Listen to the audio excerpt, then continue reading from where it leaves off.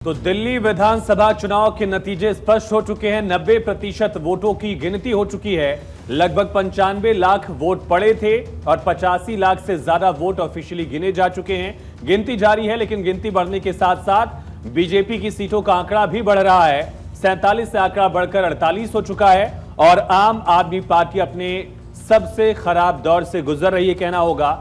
22 सीटों तक आम आदमी पार्टी सिमट रही है अभी। बिल्कुल, और इसी के साथ अगर वोट प्रतिशत के लिहाज से भी बात करें तो पिछले चुनाव से 9% अधिक इसमें बढ़ोतरी हुई है भारतीय जनता पार्टी के लिए। सौरभ भारद्वाज ग्रेटर कैलाश से आम आदमी पार्टी के उम्मीदवार को सुनिए। उनका बहुत शुक्रिया करना चाहूँगा और ये बताना चाहूँगा कि आप डरिएगा मत, आप हताश मत होइएगा। ये छोटी छोटी लड़ाइयाँ हम हारते हैं, बड़ी जंग जीती जाती है। Small battles are lost to win a bigger war. तो इसके अंदर कोई डरने की बात नहीं है, कोई घबराने की बात नहीं है, कोई उत्साहित होने की बात नहीं है। हम लोग दोबारा से जो है आगे आएंगे और हम सब जो बेस्ट कर सकते थे हमने बेस्ट किया। मैं ये समझता हूँ कि एक विधायक के तौर पे हम जो कर सकते थे अपनी जनता के लिए हमने किया। तो छोटी छोटी लड़ाइयां मायने नहीं रखती हैं बड़ी लड़ाई के लिए। हालांकि ग्रेटर कैलाश की एक ऐसी सीट जिसको लेकर के कहा जा रहा था कि सबसे सेफेस्ट है और सौरभ भारद्वाज वहां से जीत जाएंगे, लेकिन जब नतीजे आए तो सौरभ भारद्वाज के लिए भी इसे एक झटके के तौर पर देखा गया। सर्वेश जी, आपके पास आते हुए और इससे पहले जिसे मिडिल क्लास वाला सवाल जो आयुष ने पूछा था, इस बार के चुनाव में खास तौर पर भारतीय जनता पार्टी की तरफ से हालांकि बजट को लेकर के दिल्ली के लिए एज सच कोई ऐलान नहीं किया गया, लेकिन जो 12 लाख इनकम टैक्स वाला जो ये एक राहत दी गई मिडिल क्लास के लिए, क्या लगता है कि वो कहीं तुरुप का इक्का तो दिल्ली के चुनाव में साबित नहीं हो गया?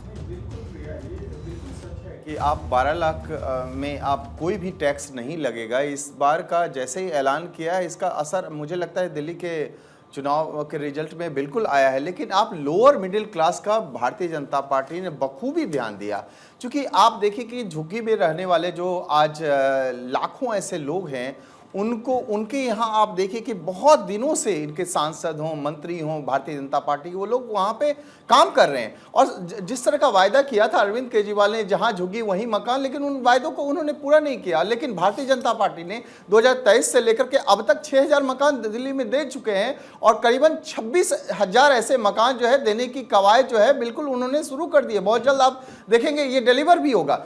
लेकिन सबसे बड़ी बात, मैं पहले भी कह रहा था कि महिलाओं को जो ठगने का काम किया, महिलाओं के पतियों को आपने शराब की बोतलें तो पकड़ा दी, लेकिन संजीवनी योजना जो आपने लेकर के आए थे कि 2100 रुपया देंगे, या आप पंजाब में जो वायदे आपने किए उन वायदों पे आप खरे नहीं उतरे। आप बेरोजगारी भत्ता की आपने बात करी थी, आपने जो 5000 रुपया देंगे पंजाब के युवाओं से, आपने उसको डिलीवर नहीं किया। तो ये सारी योजना जितने भी आपने विकास की योजना, ये तो हर किसी ने वादा किया ना। नहीं वायदे नहीं, बहुत अच्छी बात आपने कर दी। वायदे तो किए जाते हैं, लेकिन वायदों को जब पूरा किया जाता है तो विश्वसनीयता उसमें बढ़ जाती है। जैसा कि महाराष्ट्र में भारतीय जनता पार्टी ने वायदे किए थे और वायदे किए उसको पूरा किए। आप देखिए करोड़ों ऐसे महिलाएं हैं, उनको आपने लाडकी योजना के तहत उन्होंने दिया।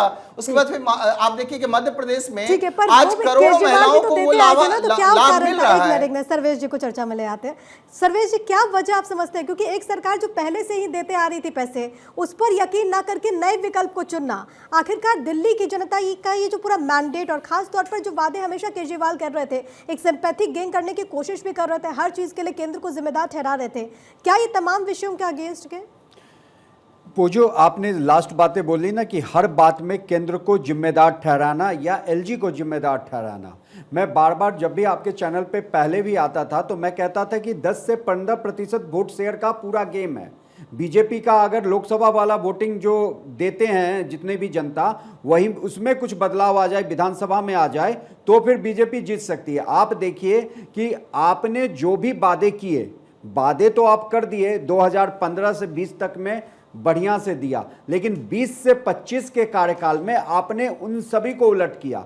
आपने बिजली की भी जो फ्री किया उसमें आप कह दिए कि जिसको सब्सिडी लेना है वो अप्लाई करेगा। इसमें बहुत सारे ऐसे लोग छूट गए। दूसरी बात, उन लोगों को वो लाभ नहीं मिला। दूसरी बात, आप जो वादे किए, चाहे वो पैसा देने का हो, शिक्षा मॉडल पे ही आप देख लो ना, आपका शिक्षा मंत्री आज क्यों हारा, जब वर्ल्ड क्लास का आप ठीक है, आपको यहाँ पर रोक रही हूँ। राजौरी गार्डन से मनजिंदर सिंह सिरसा, जिन्होंने यहाँ पर बीजेपी के कैंडिडेट है, जिन्होंने यहाँ पर जीत हासिल की, उनके परिवार से मेरी सहयोगी रंजना रावत ने खास बातचीत की। एक्सक्लूसिव बातचीत अब आपको सुनवाते हैं। बहुत अच्छा लग रहा है, लोगों में कितना उत्साह है, बहुत मजा आ रहा है। आपके साथ इस वक्त कौन है आपके साथ? मेरी बेटी है। क्या है आपकी प्रतिक्रिया? बड़ी जीत मिली, बहुत बड़ी जीत मिली है। हम बहुत ये कर रहे थे जो भारतीय जनता पार्टी के वादे हैं, और अब समय आ गया था आपदा को भुलाने का। ये एक बड़ी जीत और इसी के साथ साथ एक भारी जो जन समर्थन प्यार मिल रहा है, कैसा महसूस होता है? बहुत मोदी जी के लिए बढ़ रहा है, बीजेपी का जो भारतीय जनता पार्टी के लिए प्यार है लोगों का, वो दिख रहा है। जनता से क्या कहना चाहेंगे? जनता को मैं बहुत धन्यवाद देना चाहूंगी, जिन्होंने इतना मान रखा। बस अब उनके वादे पूरे करने का टाइम आ गया। बातचीत करेंगे तो देखिए रोड शो